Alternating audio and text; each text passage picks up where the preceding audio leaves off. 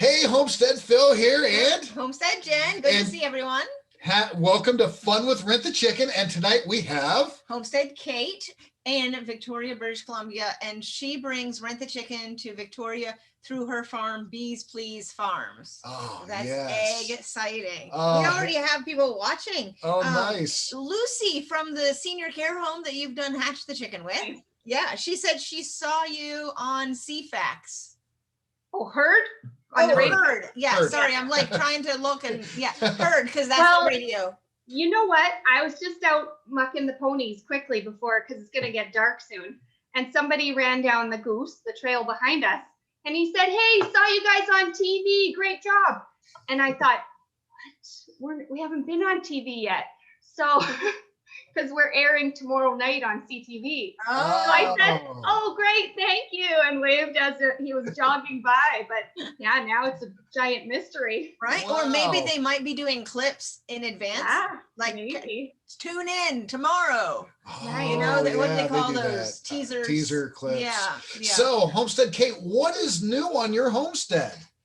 Well, the cats are in at the vet right now getting neutered. Spay and neuter your pets. Remember Bob Barker used to always say that? Yes. Right, on Price is Right. You know, apparently that really worked. So that was good of him because, I mean, obviously that is a huge problem.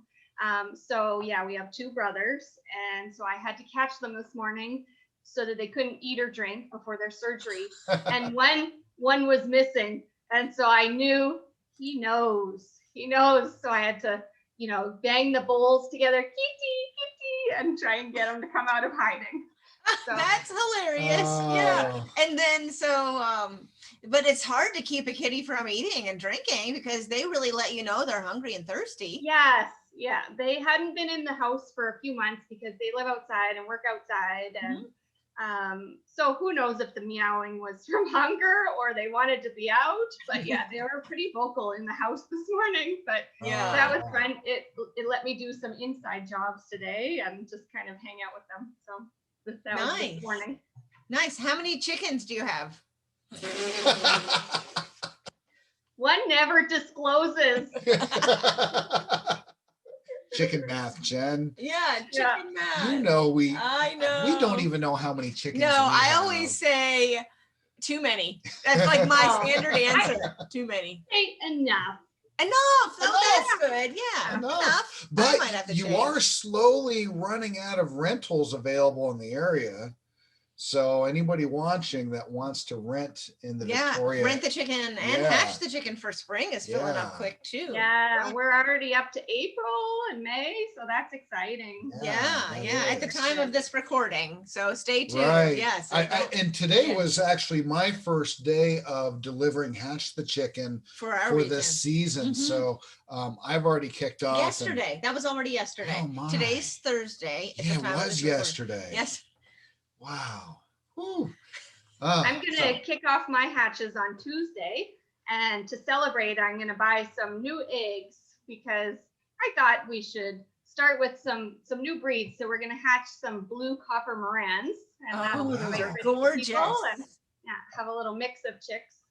Yeah. And those copper Morans, they're going to be laying that really dark copper egg, yes. Is that right? Yeah, they're really quite brown. It is so beautiful. Nice. So beautiful. Lucy from the care home did say the residents want to know how their chicks are faring.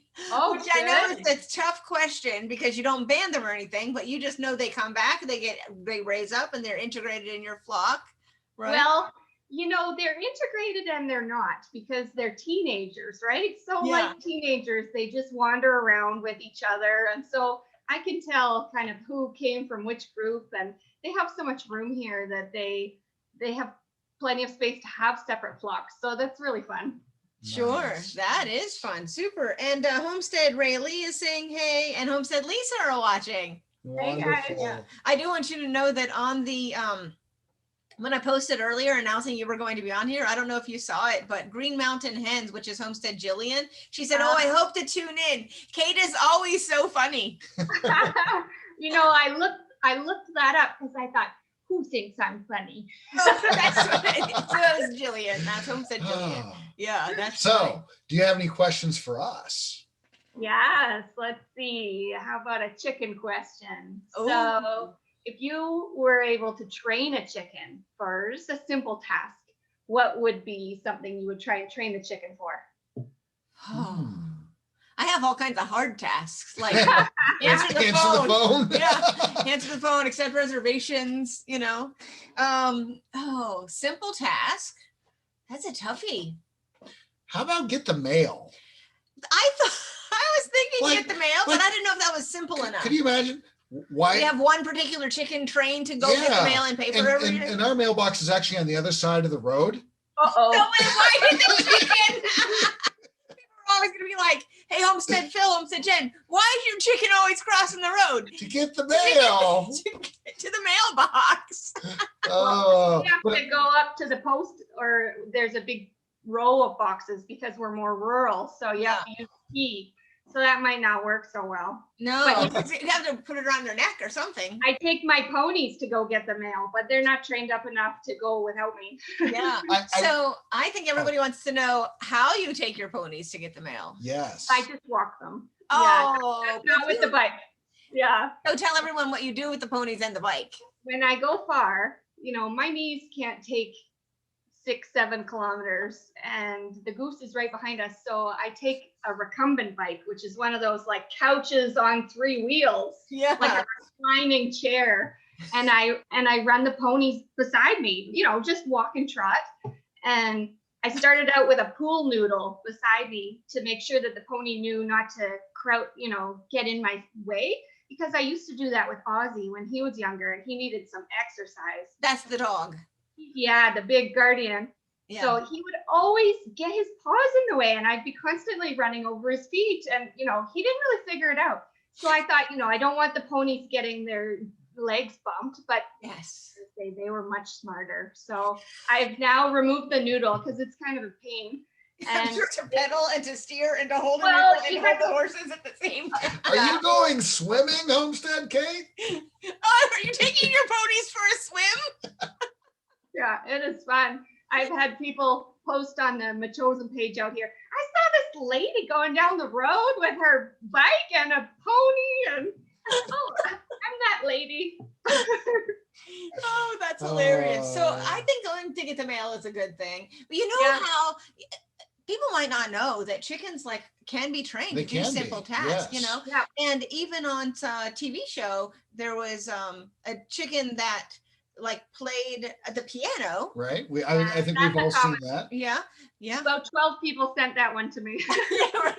And then, or even some people put a toy xylophone in their coop to keep the chickens busy, and they ding on that. Or even shapes. There's some videos of people training with little kids' toy shapes. Okay. And what they do is they put treats under the shape and then the shape on top. And then the chicken knows to peck at it, and then you remove it and they get the treat. And then you can actually train them to peck at red items or blue items or squares or triangles. They're so dang smart. Yeah. Those chickens are so smart. So a couple Christmases ago, Mike got us a Google Home, right? You talk to it, it talks to you. And I was super against it at first, but I got to say, we use it all the time because your hands are full and you have a question or you have a math question, whatever, you just yell at your Google. How many chickens do I have today, Google? Enough. Enough, Kate. So anyways, Google says that this came up because one of the kids, I think Orion, the older one, he said the dogs were the smartest. But Google says that chickens are smarter than dogs. And they say they're about as smart as it's either a 3-year-old or a 4-year-old.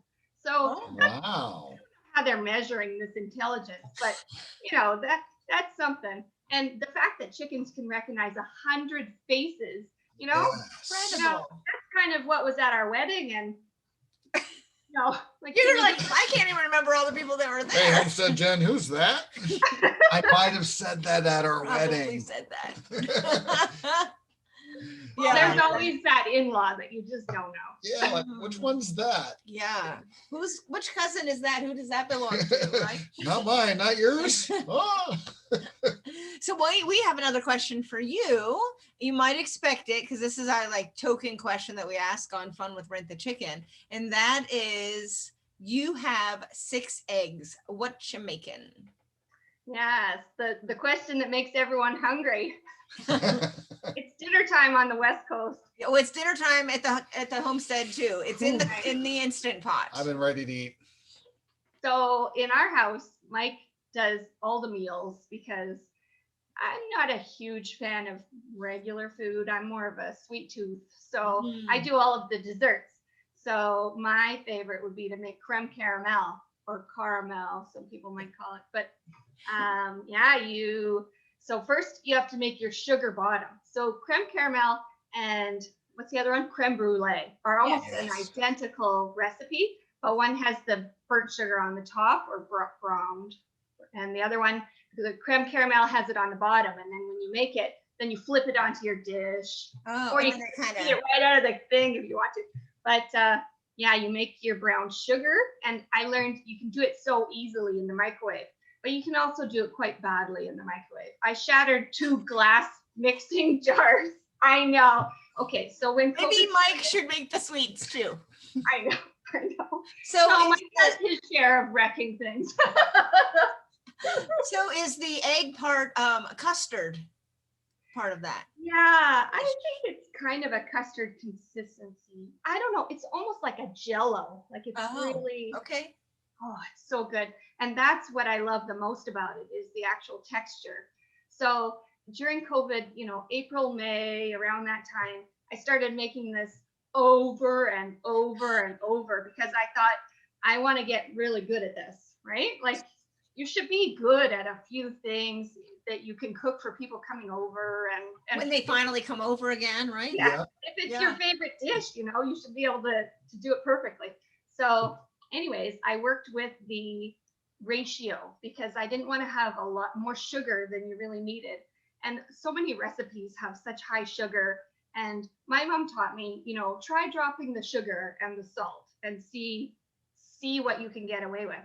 So this one will be 6 or 7 eggs, and you're whisking them together with the sugar, and then you're doing some heated milk, and we drink nut milks in our house, and that worked out fine. You didn't need to have dairy milk. And then you've got your brown sugar on the bottom, and then it goes into a water bath into the oven, and so good and so easy. But I gotta say, I think I had too many, and then so it's been about 6 months since I've eaten it because you reach that point where I've finally quenched that thirst. Right. Well, you're gonna have to do me a favor.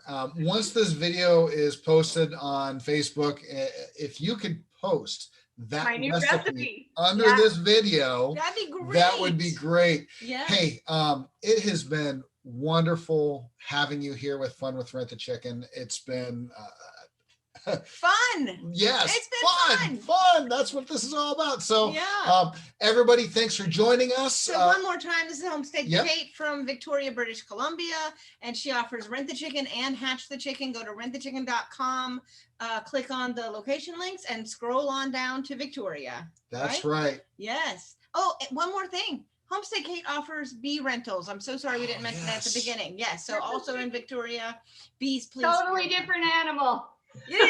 Literally. Thanks so much, Homestead Kate. All right. We'll chat soon. Thanks, Take care. everyone. Good night. Bye, guys.